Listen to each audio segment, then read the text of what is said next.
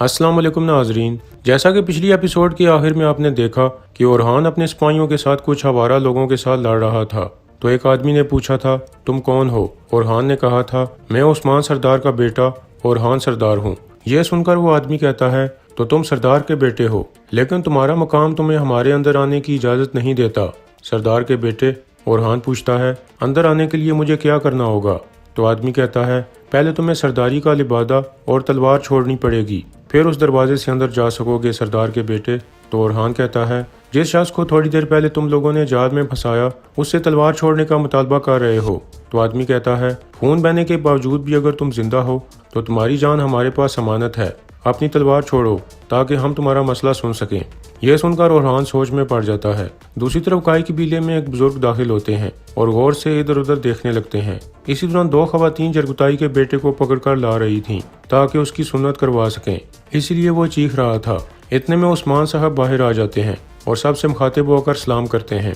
उन्हें देखकर जरगुताई का बेटा भागते हुए उनके पास आ जाता है और कहता है, मुझे बचा लें सरदार। तो उस्मान साहब कहते हैं, जरगुताई बेटा डरने की जरूरत नहीं है, मैं तुम्हारे साथ हूँ। जरगुताई का बेटा कहता है, मुझे किसी चीज़ का खौफ नहीं है सरदार, मैं बाबा का इंतजार कर रहा हूँ, बाबा के आने से पहले मैं सुन्नत नहीं करवाना चाहता। यह सुनकर उस्मान साहब उसे गले लगा लेते हैं और फिर कहते हैं, तुम्हारे साथ सरदार का वादा है, तुम्हारे बाबा के आने तक सुन्नत को मोहर कर देते हैं। यह सुनकर वो बहुत खुश हो जाता है और बाकी सब लोग भी मुस्कुराने लगते हैं। इसके बाद उस्मान साहब सबसे मुखातिब होकर कहते हैं, हम सब तलवारें उठाएंगे, घोड़ों पर सवार होंगे और फतवात की तरफ जाएंगे, मगर मुश्किलात से बचने के लिए हमें अपने पैगंबर हजरत मोहम्मद सल्लल्लाहु अलैहि वसल्लम के अखलाक को अपनाना होगा। हम नहीं रुकेंगे और अपना पसीना खुश्क नहीं होने देंगे। अगर हमने ईमान के साथ अपना सफर जारी रखा तो फिर आप देखेंगे कि मेरा रब हमारा रास्ता रोशन करके उसे हमारे लिए कुशादा कर देगा। आप मुझे बताएंगे, क्या आप सब मेरे साथ चलने के लिए तैयार हैं? तो सब कहते हैं, हम तैयार हैं। इसके बाद ज़ियाफ़त शुरू हो जाती है और सब लोग खाना खाने के लिए बैठ जाते हैं। तो उस्मान साहब कहते हैं, तो चलिए रूहों को शाद करते हैं। नाजरीन, शाद का मतलब खुश करना होता है। फिर उस्मान साहब बोरान को कहते हैं, कलाम सुनाओ। यह सुनकर बोरान एक शानदार कलाम सुनाने लगता है, जिसे सुनकर सब लोग जज्बाती हो जाते हैं और उनकी आंखों में आंसू आ जाते हैं। कलाम खत्म होने के बाद उस्मान साहब कहते हैं, ये हिकमत से भरे कलमात हैं। बोरान, यह बताओ कि ये अल्फाज किसने कहे जो हमारे दिलों पर नक्श हो गए? तो बोरान कहता है, ना किसी ने उनकी आवाज़ सुनी है और ना ही उनका चेहरा देखा है हुजूर, उन्हें आशिक यूनुस कहा जाता है। यह सुनकर उस्मान साहब कहते हैं, माशाअल्लाह, आशिक यूनुस के दिल से अल्फाज उनकी ज़बान पर उतर गए। यह सारी बातें वो बुजुर्ग भी गौर से सुन रहे थे। खाना खाने के बाद वो बुजुर्ग फौरन वहाँ से जाने लगते हैं और आहिस्ता से कहते हैं, शोहरत आफत है तुम्हारे लिए। यह कहते हुए वो आगे बढ़ जाते हैं। इधर बहिंदर उस्मान साहब को कह रहा था, हुजूर, एक ताजिर आपसे मिलना चाहता है। यह सुनकर उस्मान साहब गौर से उसे देखने लगते हैं। दूसरी तरफ वो आवारा लोग ओरहान और उसके सिपाहियों को लेकर अपने ठिकाने पर पहुंच जाते हैं। फिर एक आदमी कहता है, आप बोलो सरदार के बेटे, तुम्हें कौन सी चीज़ यहाँ ले आई? तो ओरहान कहता है, दावत के लिए आया हूँ। मजलूमों की उम्मीद, जालिमों के लिए तलवार।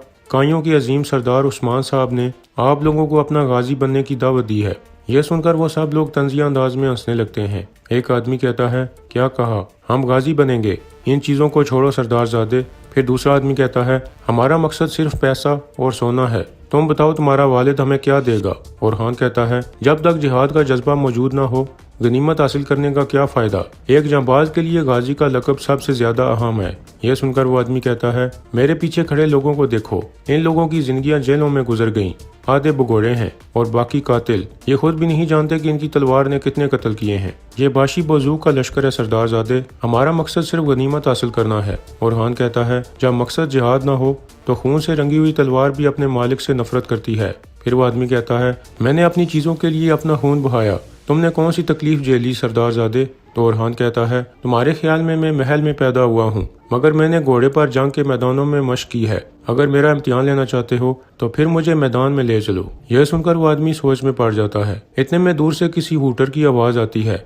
जिसे सुनकर वो लोग हंसने लगते हैं। फिर आदमी कहता है, तुम खुशकिस्मत हो ओरहान सरदार, हमारी शिकारगाह पर काफिला आया है, चलो तुम्हारी महारत देखते हैं। इसके बाद वो सब वहाँ से रवाना हो जाते हैं। दूसरी जानिब उस्मान साहब उस आदमी रहमूस से पूछ रहे थे, बताओ क्या मसला है ताजिर?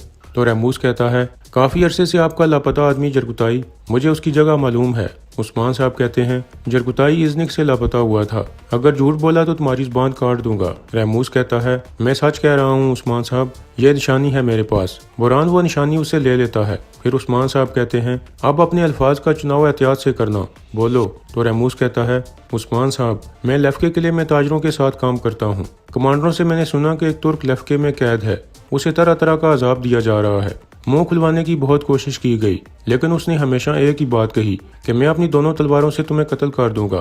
ایک دن جب اس کو مارا جا رہا تھا تو اس نے کمانڈر کا کان کاٹ لیا، خنجر اس کے دل میں گھونپا گیا مگر وہ نہیں مرا۔ یہ سن کر عثمان صاحب مسکراتے ہوئے کہتے ہیں صاف دل والا بہادر وہ جرگتائی ہی ہے۔ اتنے میں برہان کہتا ہے حضور مجھے اجازت دیں، میں جا کر اپنے بھائی کو لے آؤں۔ تو عثمان صاحب کہتے ہیں نہیں ابھی رکو، جرگتائی کو ہم حاصل کر لیں گے، میں اپنے بہادر کو ان کے قبضے میں نہیں چھوڑوں گا ورنہ لیفکے قلعے کو ان کے سروں پر گرا دوں گا۔ میرے جانباز کی خبر لانے والے کے لیے میرے پاس سونے کا انعام ہے، اسے دے دو۔ تو رحموس کہتا ہے میں نے یہ معلومات آپ کو سونے کے لیے نہیں دی عثمان صاحب، بلکہ آپ کے ساتھ ایک بڑا تجارتی معاہدہ کرنا ہے۔ عثمان صاحب کہتے ہیں میرے پیاروں کی خبر لانے والوں کے لیے میرے پاس تحفہ ہوتا ہے، فکر نہ کرو، لیکن اگر یہ جھوٹ ہوا تو تمہاری زبان جڑ سے کھینچ لوں گا۔ اس کے بعد عثمان صاحب کہتے ہیں تیاری کرو اور بہندر جرگتائی کا سونا لے کر آؤ، یا تو اچھے طریقے سے ہم اسے لیں گے یا تلواریں بات کریں گی۔ رحموس تم بھی ہمارے ساتھ جاؤ گے۔ دوسری جانب فاطمہ بھاگتے ہوئے اولگن خاتون کے پاس پہنچتی ہے اور کہتی ہے میرے پاس خوشخبری ہے اولگن اماں، جرگتائی صاحب زندہ ہیں۔ یہ سن کر اولگن جذباتی ہو جاتی ہے اور کہتی ہے میں جانتی تھی کہ وہ زندہ ہے، اللہ تیرا شکر ہے۔ پھر وہ اپنے بیٹے کو بھی بتاتی ہے کہ تمہارے بابا زندہ ہیں۔ یہ سن کر وہ بھی بہت خوش ہو جاتا ہے۔ اس کے بعد ایک قید خانے کا منظر دکھایا جاتا ہے جہاں کچھ قیدی بہت ہی بری حالت میں موجود تھے۔ اتنے میں دروازے پر ایک آدمی آتا ہے اور گلے سڑے پھل پھینکنے لگتا ہے تو وہ قیدی جلدی جلدی انہیں اٹھانے لگتے ہیں جیسے انہیں شدید بھوک لگی ہو، لیکن ایک قیدی بالکل حرکت نہیں کرتا، وہ بالکل بے سود ہو کر پڑا ہوا تھا۔ یہ جرگتائی تھا، اس کی حالت بہت ہی خراب لگ رہی تھی۔ پھر وہ آنکھیں کھول کر اوپر کی طرف دیکھنے لگتا ہے، اس کے جسم پر زخموں کے نشان تھے۔ پھر وہ بہت مشکل سے ایک پھل کا ٹکڑا اٹھا لیتا ہے جو اس کے قریب ہی پڑا تھا، وہ اسے کھانے کی کوشش کرنے لگتا ہے لیکن کھا نہیں پاتا، شاید اس پر بہت زیادہ تشدد کیا گیا تھا۔ یہ قید خانہ لیفکے قلعے کے اندر موجود تھا۔ اس کے بعد کراسی خاندان کا علاقہ دکھایا جاتا ہے جسے گرمیان کا علاقہ بھی کہا جاتا ہے۔